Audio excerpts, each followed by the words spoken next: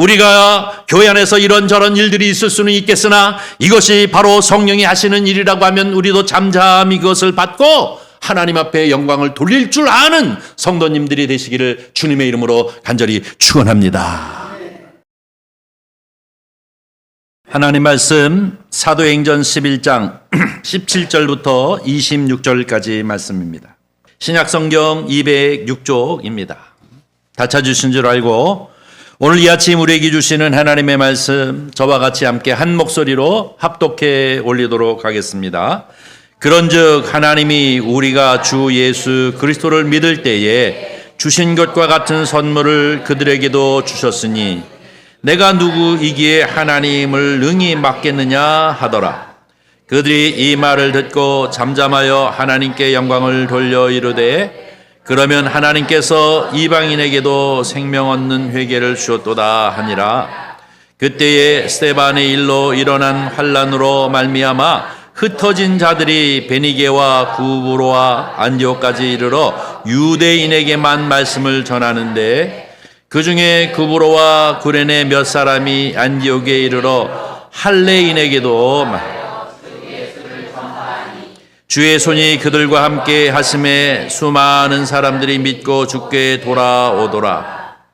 예루살렘 교회가 이 사람들의 소문을 듣고 바나바를 안디옥까지 보내니 그가 이르되 하나님의 은혜를 보고 기뻐하여 모든 사람에게 굳건한 믿음으로 주와 함께 머물러 있으라 권하니 바나바는 착한 사람이요 성령과 믿음이 충만한 사람이라. 이에 큰 무리가 주께 더하여 지더라. 바나바가 사울을 찾으러 다소에 가서 만남에 안디옥에 데리고 와서 둘이 교회에 1년간 모여 있어 큰 무리를 가르쳤고 제자들이 안디옥에서 비로소 그리스도인이라 일컬음을 받게 되었더라. 아멘. 오늘 우리가 읽은 사도행전 11장 7절부터 26절까지 말씀인데요. 이 말씀을 가지고 함께 은혜를 나눌 제목은 누가 능히 하나님의 뜻을 맡겠느냐입니다. 저를 한번 따라해 주세요. 누가 능히 하나님의 뜻을 맡겠느냐? 한 번 더 할까요? 누가 능히 하나님의 뜻을 맡겠느냐? 지난주에는 사도행전 10장을 통해서 우리가 함께 은혜를 나눴습니다. 도무지 함께 할 수 없는 유대인과 이방인, 이 유대인과 이방인이 복음으로 하나 되어지는 역사가 바로 이 10장에 우리에게 나타나 있는 것을 봅니다. 유대인들이 바로 이 경험한 마가의 다락방의 성령 강림 사건이 결국은 이 고넬료라고 하는 사람, 이 백부장의 집에서도 많은 사람들이 모여서 베드로를 통해서 하나님의 말씀을 들으니 그들에게도 성령 강림 사건이 나타났습니다. 성령이 충만함을 입었다라고 성경은 얘기합니다. 환상을 보고 또 이 환상을 통하여 인도를 따라서 고넬료의 집에 방문하게 되어졌고 베드로는 바로 예수님의 제자 중에 수제자가 되지 않습니까? 그 사람이 가서 예수 그리스도가 메시아인 것과 그분이 십자가에 달리신 이유와 그분이 부활하시고 승천하시고 다시 오실 주님인 것을 이제 전파하니 마치 마가의 다락방에 성령이 강력함에 임하여서 그 한 사람 한 사람이 불의 혀같이 성령 충만함을 힘입게 되어지고 그리고 방언을 말하는 것처럼 성령 강림 사건이 이 고넬료의 집에도 나타났던 것을 봅니다. 이거를 통하여 베드로가 깨달은 것이 있습니다. 아, 하나님께서 이방인도 사랑하시는구나. 또 하나님께서는 이 이방인 선교를 원하시는구나 하는 것을 그가 깨닫게 되어졌던 것입니다. 여러분 이 사도행전 11장 1절서부터 4절까지를 보면 이 베드로가 고넬료의 가정에서 이제 경험했던 사건들에 관하여서 그가 쭉 설명하고 있습니다. 왜 어떻게 해서 이방인들이 회심하게 되어졌는가? 어떻게 해서 이방인들이 바로 이 성령의 충만함을 받게 되어졌는가? 그래가지고 그들을 향하여서 물 세례를 베풀고 그리고 또 그들에게 성령 충만함을 보게 되어지면서 아, 선교를 하나님이 원하시는구나 하는 것을 깨닫게 되어졌습니다. 여러분이 지도를 하나 볼까요? 계속해서 보고 있는 것인데요. 이 지도를 보면 우리가 사도행전을 보면서 이 사도 바울이 1차, 2차, 3차 전도 여행에 대해서는 우리가 너무나도 잘 알고 있지만, 그러나 이 베드로가 순회 여행을 떠났던 것을 우리가 잘 알지 못합니다. 그런데 여러분, 예루살렘에서 이 스데반 집사가 순교를 당하면서 박해가 시작되어지니까 많은 분들이, 믿음의 집사님들 이런 분들이 그 예루살렘을 떠나서 각지에 다니면서 복음을 전했다라고 성경은 얘기하고 있습니다. 그런데 그 중에 특별히 빌립 집사님이 사마리아 성을 향해 가서 거기서 복음을 전했습니다. 예수 그리스도께서 주이심을 복음을 전파하게 되어지니까 사마리아 사람들이 크게 기뻐하면서 믿는 사람들이 많아졌다라는 것이죠. 이 소식이 예루살렘에 들려졌고, 예루살렘은 가만히 있을 수 없어서 이 신앙의 지도자인 이 베드로를 파송합니다. 어디로요? 사마리아 성으로요. 사마리아 성으로 가서 보니까 그들이 기쁨 가운데 넘치는 것을 보고 그들 한 사람 한 사람을 안수하니 그들도 또한 성령이 충만하더라 라고 성경은 얘기하고 있습니다. 그리고 이 베드로는 다시 사마리아 성에서 예루살렘으로 돌아와 가지고 사마리아 성에 이러한 일들이 있었다라고 선교 보고를 합니다. 그리고 또 두 번째 이 순회 여행, 다시 말해서 전도 여행을 떠나게 되어지는데요. 지난 몇 주 동안 우리가 함께 은혜를 나누었죠. 그가 루따라고 하는 곳을 향해 갑니다. 루따에 가서 애니아라고 하는 사람이 8년 동안 중풍병에 걸려 있는 것을 보고 그를 이제 예수 그리스도의 이름으로 고치게 되어집니다. 그래서 이제 깨끗함을 힘입게 되어지는 것이죠. 이 소식이 요빠라고 하는 곳에까지 들려지게 되어졌고, 요빠에서 사람을 보냅니다. 다비다라고 하는 사람이 지금 죽게 되었으니 우리를 좀 도우라 라고 하는 소식을 전하게 되어져서 베드로가 얼른 일어나서 이 요빠를 향해 가게 되어졌고, 이 요빠를 향해 가게 되어지고 나서 보니까 다비다는 이미 죽었습니다. 사람들은 슬퍼하면서 다비다가 어떤 사람이었는지, 얼마나 선행을 하고 기도하는 사람이었는지 이 베드로에게 얘기를 합니다. 베드로는 2층에 올라가서 다락방에 올라가서 모든 사람들을 다 내보내고, 그리고 달리다굼 하면서 예수 그리스도의 이름으로 그에게 일어나라 라고 이렇게 명하게 되어지므로 죽었던 다비다가 살아나게 되어지는 역사를 요빠에서 나타나게 되어지는 것을 볼 수가 있습니다. 그리고 난 다음에 그가 무도장 시몬의 집에 며칠을 거하게 되는데요. 이 요빠에서 조금 떨어진 곳에 이제 거하고, 그리고 그가 이제 시간이 되어져서 정한 대로 하나님 앞에 기도하러 옥상에 올라가서 기도하는 중 환상을 보게 되어집니다. 그 환상을 통해서 어디로 가느냐 하면 이 가이사랴라고 하는 한참 한 61km, 요빠에서 한 61km 정도쯤 떨어진 곳을 향해 올라가서 누구를 만나냐면 고넬료라고 하는 백부장을 만나게 되어지는 사건입니다. 그리고 난 이후에 이제 다시 예루살렘으로 돌아오게 되어지는 것이 2차 전도 여행이라고 우리는 얘기하는데요. 자, 2차 전도 여행을 끝나고 예루살렘으로 돌아온 이 베드로를 향한 이 예루살렘 교회의 반응을 보려고 합니다. 사도행전 11장 1절서부터 4절까지 말씀을 우리 한번 읽어보도록 하겠습니다. 유대에 있는 사도들과 형제들이 이방인들도 하나님의 말씀을 받았다 함을 들었더니 베드로가 예루살렘에 올라갔을 때에 헬레저들이 비난하여 이르되 내가 무할레자의 집에 들어가 함께 먹었다 하니 베드로가 그들에게 이 일을 차례대로 설명하여 이렇게 얘기하고 있습니다. 이 얘기는 무슨 얘기입니까? 11장에 들어서서 베드로가 2차 전도여행을 끝나고 그리고 난 다음에 예루살렘에 있는 교회 성도들에게 선교 보고를 하는 거예요. 선교 보고를 하는데 그보다 먼저 소문을 들었어요.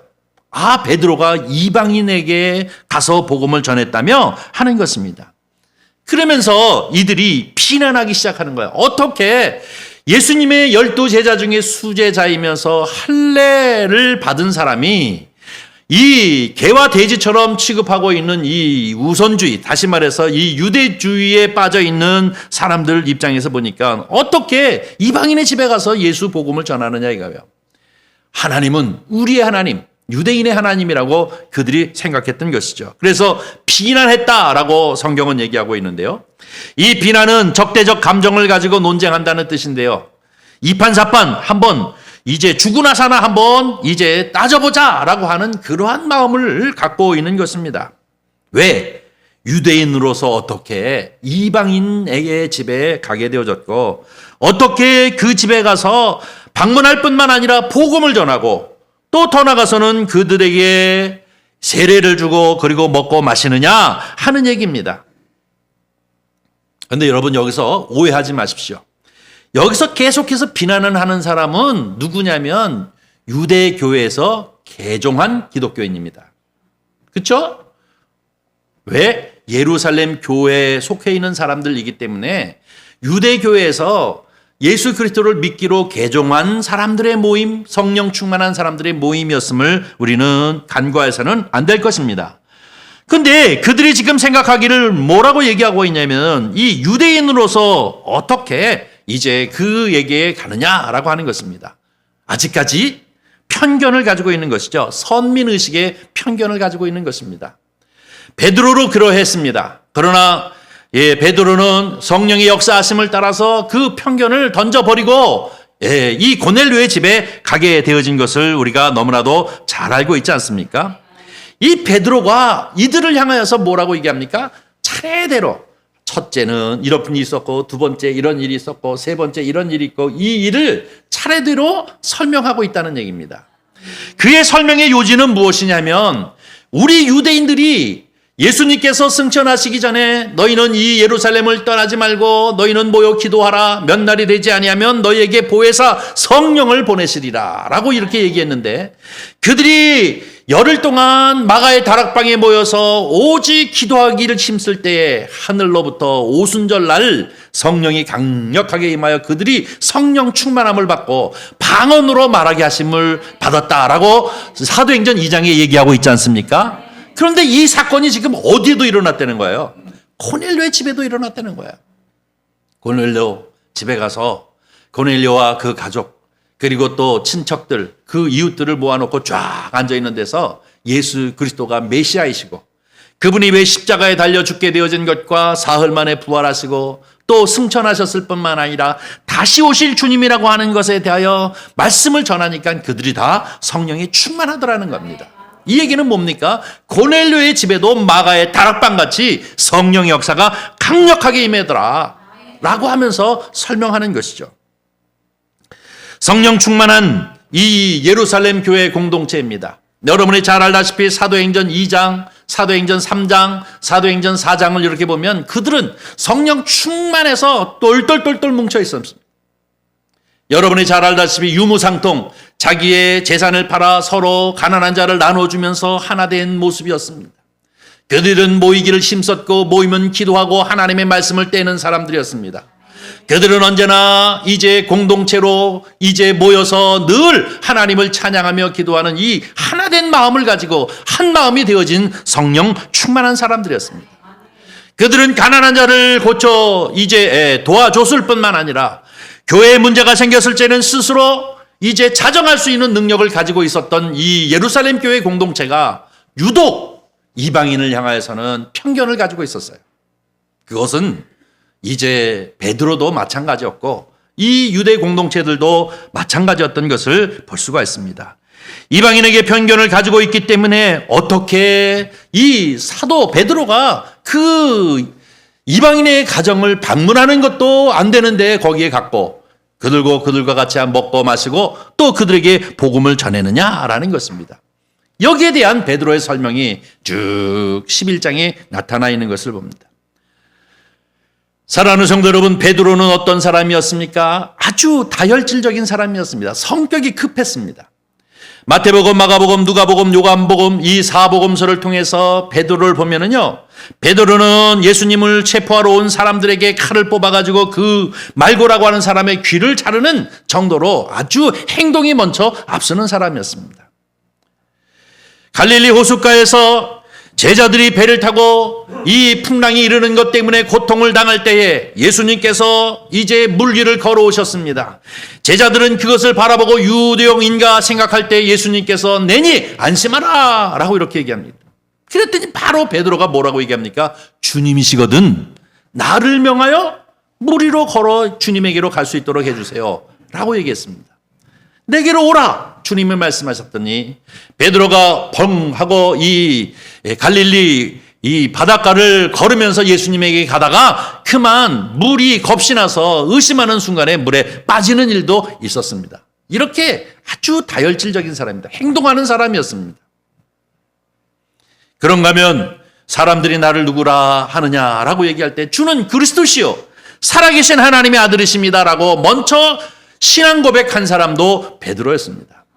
이 얘기는 무슨 얘기입니까? 베드로는 아주 다혈질적이고 급한 사람이었는데 이상하게도 이 성령 사건, 다시 말해서 고넬료 가정에서 일어났던 이 사건을 선교 보고할 때에는 어땠느냐면 차분한 마음을 가지고 차례대로 이거는 이렇고 후는 이렇고 아주 자세히 설명하는 모습을 보여주는 것을 볼 수가 있습니다. 왜 그럴까요? 이것은 바로 자기 자신도 편견을 가지고 있었던 때가 있었기 때문에 이 예루살렘 교회 성도들이 지금 이제 논쟁하기를 위해서 기다리고 있었던 그들을 향하여서 뭐라고 얘기하고 있습니까? 자세히 이 그들의 정서와 그들의 입장을 생각하면서 자세히 설명하고 있는 것을 봅니다. 이것이 어떤 차이입니까? 베드로의 성령 충만한 변화의 모습인 줄 믿습니다.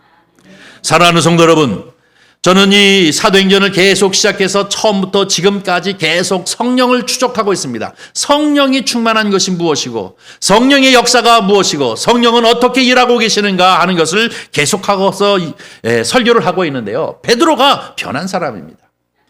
이것을 확실히 알 수 있는 방법은 베드로 전서와 베드로 후서를 읽어보면 그렇게 급한 베드로가 어떤 사람으로 변했는지를 너무나도 잘 가르쳐주고 있는 말씀이 베드로 전서, 베드로 후서인 것을 봅니다. 그런데 오늘도 마찬가지로 차례대로 첫 번째, 두 번째, 세 번째 이런 일이 있었고 이렇게 됐고 그래서 내가 거기를 갔고 하면서 쭉 흥분하거나 옛날 같았으면 막 화부터 냈을 텐데 흥분하지 않고 자세히 설명하고 있는 것 아니겠습니까?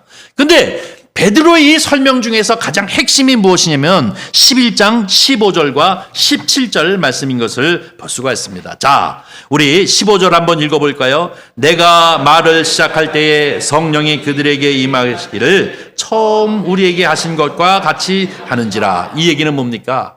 내가 하나님의 말씀 예수 그리스도에 관하여 복음을 전했더니 우리에게 처음 마가의 다락방에 성령이 임하는 것처럼 그들에게도 임하더라 이겁니다. 또 두 번째 17절 말씀입니다. 다 같이 읽습니다. 그런즉 하나님이 우리가 주 예수 그리스도를 믿을 때에 주신 것과 같은 선물을 그들에게도 주셨으니 내가 누구에게 하나님의 능히 맡겠느냐 하더라. 아멘. 베드로가 지금 얘기하는 거네요. 우리가 처음 이 성령의 사모함을 가지고 마가의 다락방에 기도할 때 성령이 강력하게 임하는 선물을 주신 것처럼 고넬료의 집에도 그렇게 성령을 주시니 내가 누구이기에 능히 하나님의 뜻을 맡겠느냐라고 이렇게 쭉 얘기를 하는 거예요. 자세히 선교 보고를 하는 것입니다. 이 말을 들은 이 성령 충만한 예루살렘 교회 사람들이 어떤 자세를 가지고 있느냐 하는 것을 우리에게 얘기하고 있는 것이 18절 말씀입니다. 본문 18절에 보니까 뭐라고 얘기하고 있느냐면 그들이 잠잠하여 하나님께 영광을 돌리더라. 누가요? 예루살렘의 공동체들이 그 얘기를 듣고 베드로의 설명을 가만히 듣고 그들이 잠잠하여 하나님께 영광을 돌리더라 라고 이렇게 얘기하고 있습니다. 이 얘기는요, 바로 예루살렘 교회 공동체들은 아직까지도 여전히 성령을 신뢰하고 성령의 역사를 이제 믿고 있는 사람들이기 때문에 막 난리를 치고 왜 이방인에게 복음을 전하기 위해서 고넬료의 집에 갔느냐라고 비난하던 사람들이 성령이 이렇게 하시는 일들을 가만히 선교 보고를 듣고 난 다음에 마음이 잔잔해졌어요. 왜? 성령이 하시는구나. 하나님이 기뻐하시는 일이구나. 하나님이 이 이방인도 사랑하시는구나. 하나님께서 이 이방 선교를 원하시는구나 하는 것을 그들이 깨달았기 때문에 그대로 받아들였던 것입니다. 이것이 베드로와 이 예루살렘 교회 공동체가 훌륭한 모습입니다. 성령의 역사를 그들은 그대로 받아들였던 것을 우리가 볼 수가 있습니다. 사랑하는 성도 여러분, 오늘날도 마찬가지입니다. 오늘날도 교회의 모습이 바로 이러해야 할 줄 믿습니다. 이러쿵저러쿵 의견도 많고 이제 논쟁을 해야 할 일도 교회 안에서 많이 있지만 그것이 성령이 하시는 일이라면, 그것이 성령께서 역사하시고 기뻐하시는 일이라면, 하나님이 원하시는 일이라고 한다면 우리는 어떠한 자세를 가져야 하느냐? 그것을 넉넉히 받아들이고 순종하는 자세를 가져야 하는 것이 교회의 모습이어야 될 줄 믿습니다. 이런 사람들이 성령의 통치를 받는 사람이에요. 성령의 사람이요, 성령이 충만한 사람이요, 바로 내 안에 성령을 모시고 살아가는 성도의 모습인 줄 우리는 분명히 믿습니다. 베드로도 예루살렘 교회 성도들도 편견을 가지고 와와와와 했지만 성령이 하시는 일이구나 하는 것을 그들이 깨닫고 잠잠히 하나님께 영광을 돌리는 자세를 갖는 것처럼 우리가 교회 안에서 이런저런 일들이 있을 수는 있겠으나 이것이 바로 성령이 하시는 일이라고 하면 우리도 잠잠히 그것을 받고 하나님 앞에 영광을 돌릴 줄 아는 성도님들이 되시기를 주님의 이름으로 간절히 축원합니다. 이것이 중요합니다. 한국교회도 많은 분란들이 교회 안에 있지만 그들이 항상 어디에 초점을 둬야 하느냐면 여기에 초점을 둬야 합니다. 성령이 하시는 일이라면 내 편견을 내려놓고 주님의 뜻에 잠잠하며 그리고 하나님 앞에 영광을 돌리고 그 뜻에 순종해야 될 줄 믿습니다. 이것이 예루살렘 교회와 베드로의 훌륭한 면인 것임을 기억해야 될 줄 믿습니다. 자, 이 일로 인해서 또 하나 놀라운 역사가 나타나게 되어집니다. 그것이 무엇이냐면 바로 이방 선교의 중심이 되어진 안디옥 교회의 설립입니다. 예루살렘 교회에 이어 두 번째 교회인 안디옥 교회가 설립되어지는 것을 볼 수가 있습니다. 사도행전 11장 19절서부터 21절인데요. 이것은 우리가 읽었던 오늘 본문 말씀인데요. 다시 한번 보도록 하겠습니다. 19절부터 21절입니다. 우리 다 같이 읽습니다.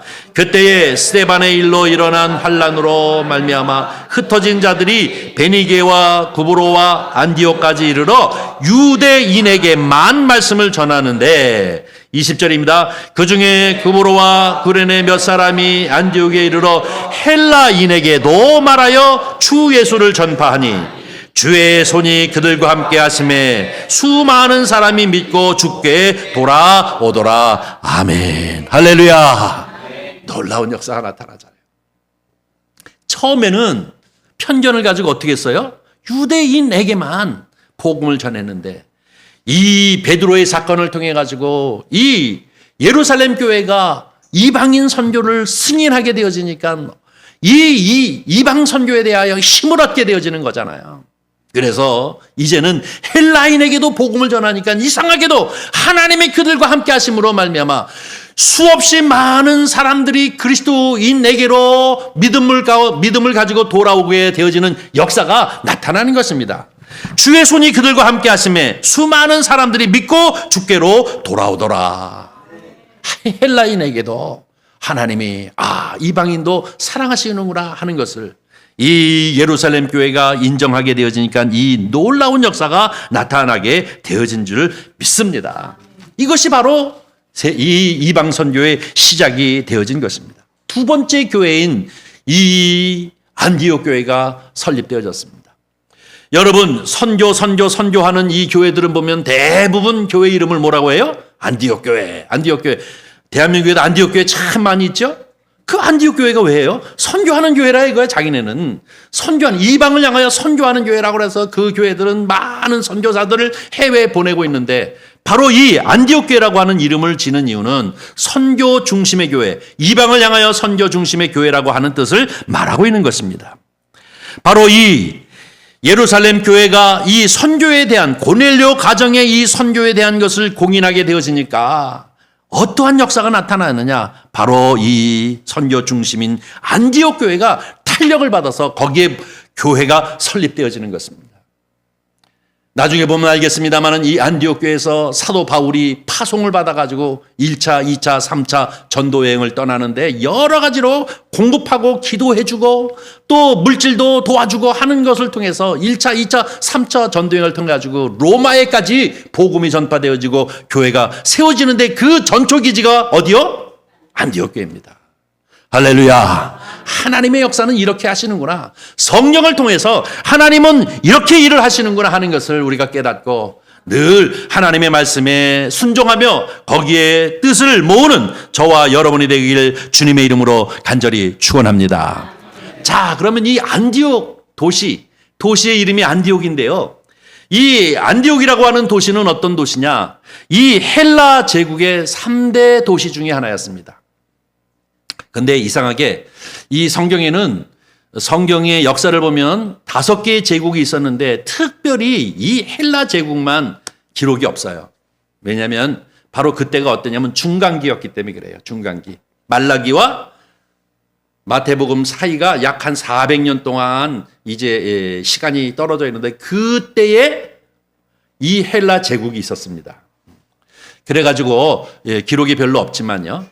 어쨌든 이 헬라 제국의 3대 도시가 로마, 그리고 알렉산드리아, 그 다음에 안디옥이었습니다. 그러니까 이 안디옥은 큰 도시입니다. 예루살렘과는 비교할 수 있는 한 10배 정도쯤 되는 도시입니다. 그때 당시에 성서 고고학자들이 얘기하기를 예수님 당시에 이 예루살렘은 한 5만 명 정도쯤 살았다고 하는데 이 안디옥은 50만이 살았습니다. 그러니까 엄청나죠. 50만. 지금도 50만 도시는 큰 도시입니다. 근데 그 2000년 당시에 50만이 있었다는 얘기는 대단하게 큰 도시였습니다.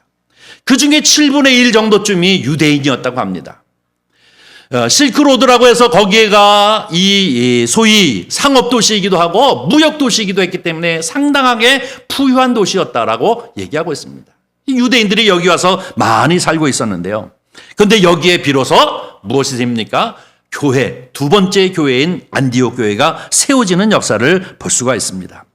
성경에는 안디옥이라고 하는 이름을 가진 도시가 두 군데 얘기하고 있는데요. 한 군데는 비시디아 안디옥이라고 해서 지금의 이 튀르키예, 거기에 한 군데 있고요.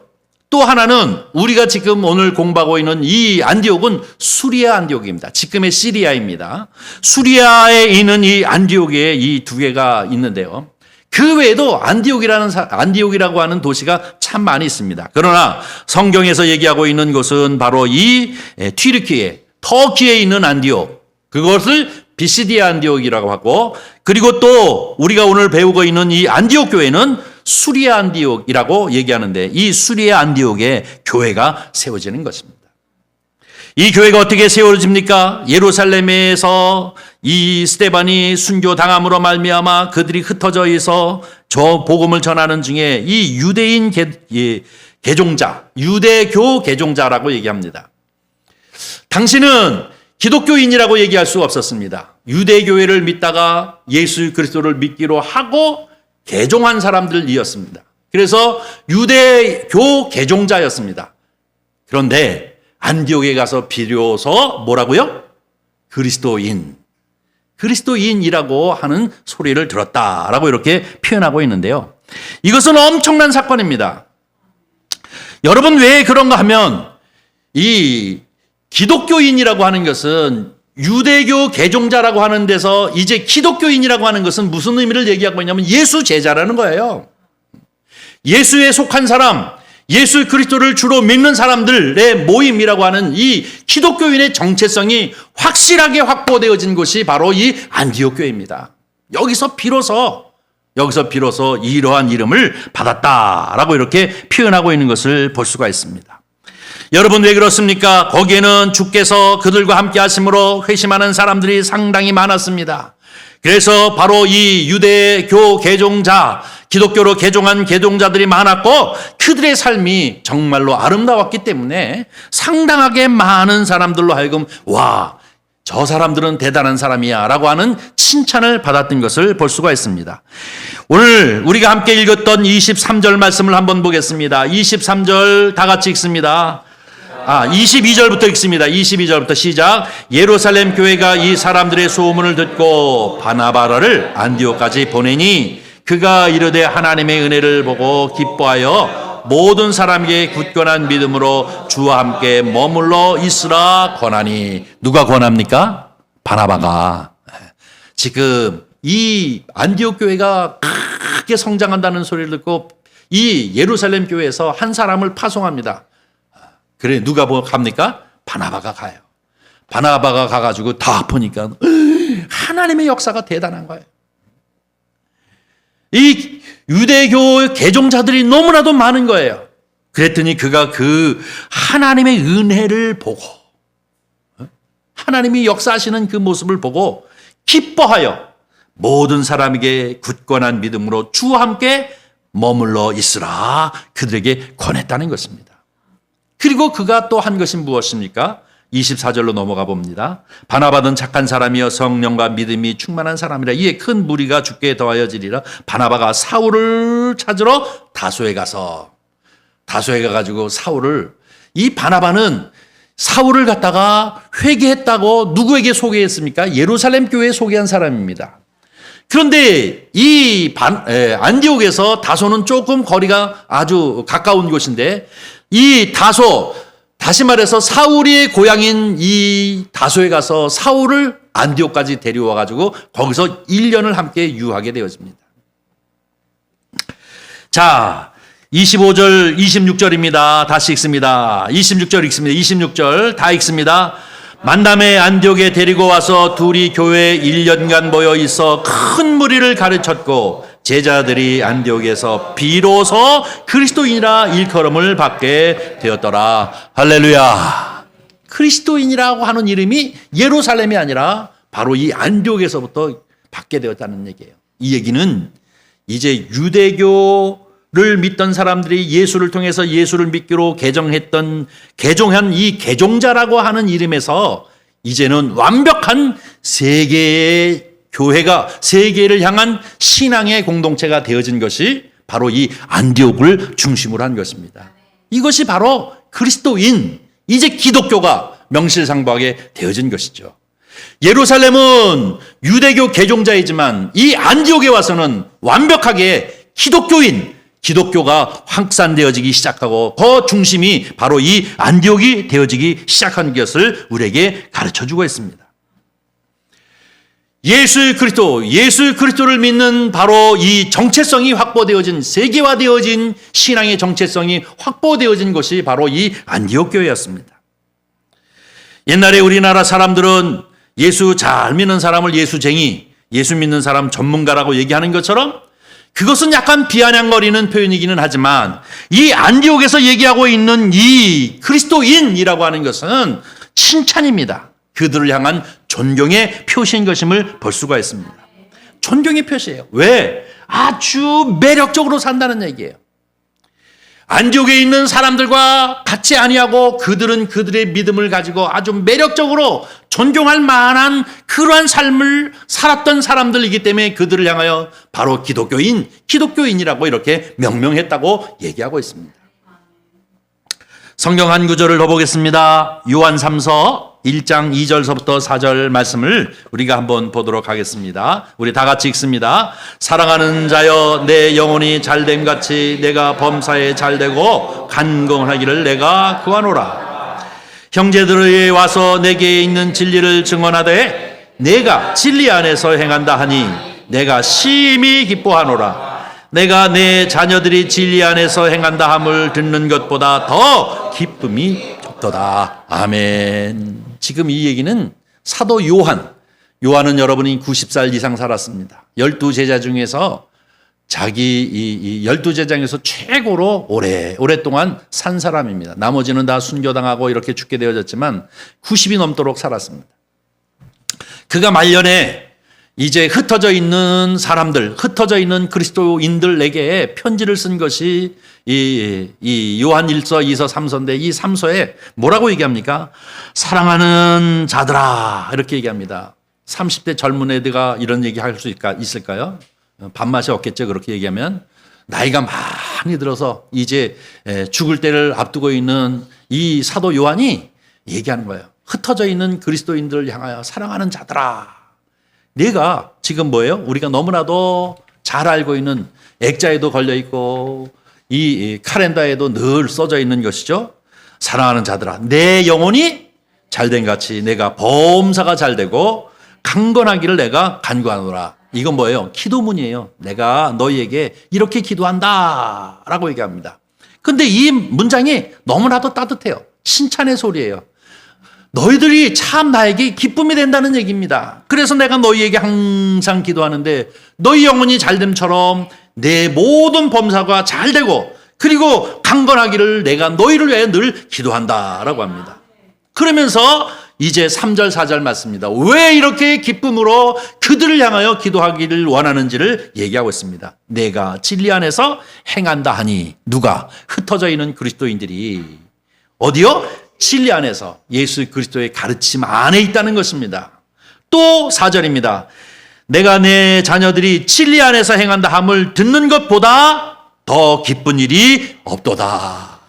사도인 이 요한이 항상 들려지는 소리에 내가 기쁘고 기쁜 것은 흩어져 살고 있는 사람들이 그리스도인으로서 하나님의 말씀에 늘 붙잡혀서 정말로 다른 사람들보다도 모범적인 삶을 살아가고 있다고 하는 사실에 대하여 그 소리를 들으니 내가 참 기쁘다는 거예요.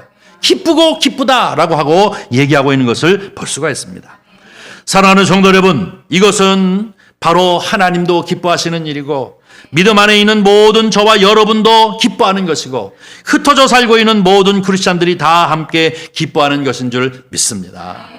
교회가 세상과 똑같다면 어찌 그리스도인이라고 하는 소리를 들을 수 있겠습니까?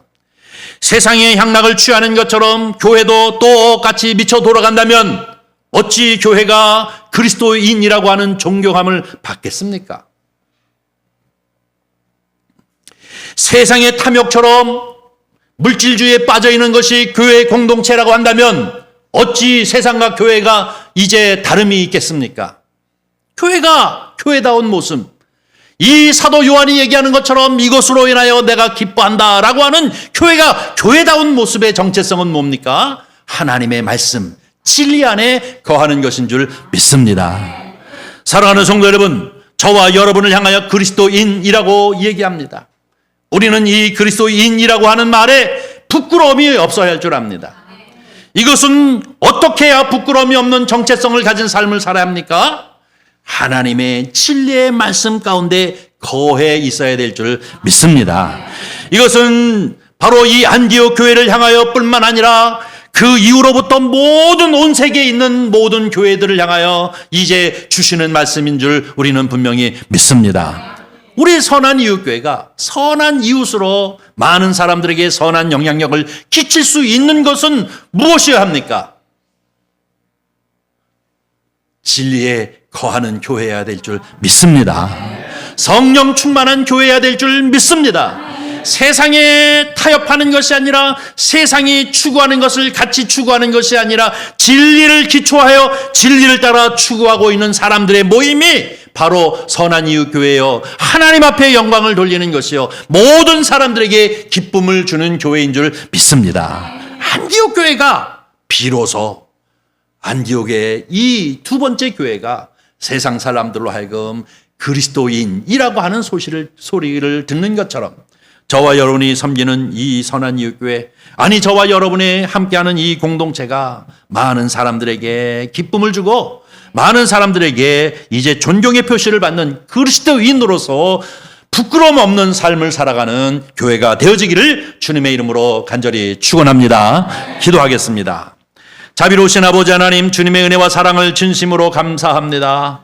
오늘 이 복된 날 주일 아침 주님 앞에 나와 예배자로 주님 앞에 예배하게 하실 뿐만 아니라 우리에게 주시는 이 기록된 말씀을 통하여 함께 은혜를 나눌 수 있도록 축복하여 주시니 감사드립니다. 선포되어진 말씀 앞에 우리가 아멘 아멘 화답하게 하여 주시옵시고 오직 안디옥 교회 같이 부끄러움이 없는 진리 가운데 서 있는 아름다운 교회가 되어지도록 주님 축복하여 주시옵소서. 그래 아버지 하나님, 세상을 향하여 선한 영향력을 미치게 하시고 예수 그리스도의 생명과 예수 그리스도의 사랑을 전하는 교회가 되어지도록 주님 축복하여 주시옵소서. 주께서 함께 하시기를 원하오며 우리 구주 예수 그리스도의 이름으로 기도하옵나이다. 아멘. 아멘.